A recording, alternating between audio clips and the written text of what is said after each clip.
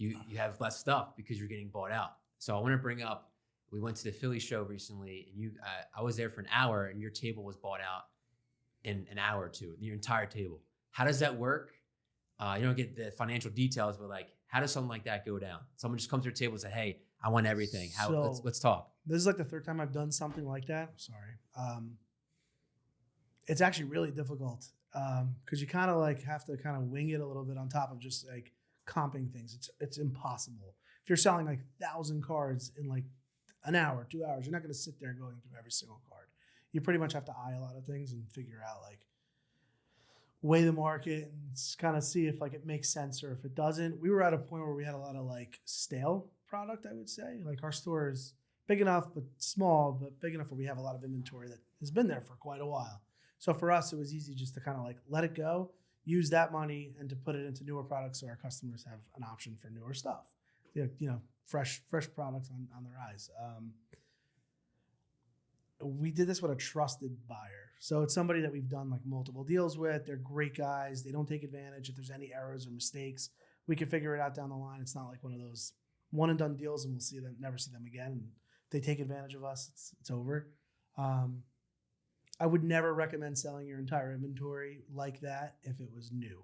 Mm-hmm. Like we don't do that with anything new. That's all like kind of older stuff that just, these guys are from Florida. So now you're getting a different territory of people that maybe will buy the stuff that we couldn't move. So when that happens though, are you going straight to like your 10, 15 most high-end cards? Like, okay, we got to get 85% for this. And then like everything else could be, or more than 85%. Yeah. I mean, when you're doing a deal that big, I mean, your percentages go significantly lower. Like we buy in our store, like let's just say 70%. When you're doing a big deal like that, you could be at like 40, 50%. Mm-hmm. Because a lot of it was like cheap stuff, like dollar bin stuff, $5, $10. That stuff, you just got to let it go, repurchase it, and just refill your shelves. Now, does that person who purchased your entire table already have someone in line, or do you just wants it for his or her shop? I'm not entirely sure. I don't think they have a store. I know they do a lot of shows. They travel. They buy out a lot of people. I'm not the only person they do this to. Really? Yeah. These two guys, great guys. They literally go to like the card mafia shows. Yeah. They go to different shows and they're constantly buying full collections. I think they flip the collection too. If they know they're into a collection for $100 and they could sell it to the next guy down the road in an hour for $120, that's 20%, right? So they're happy with that. I don't know if they piece some stuff out. They probably keep some of the bigger stuff, set it up at their other shows that they do. What happened after that? After you sold the whole table, like, did you have like replacement? Do you have other cars to buy more? We had one of our employees, Thomas, come to the show on Saturday. This was happened on Friday. It was a 3-day show.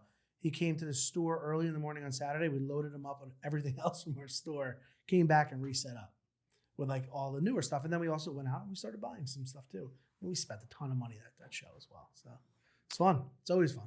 What advice do you have if someone wants to sell their collection to you? Obviously, you're getting bought out, but what advice would you have for someone that has their grandparents, Yankees cards, Phillies cards, or Pokemon cards? How do they go up to a store like you to sell it?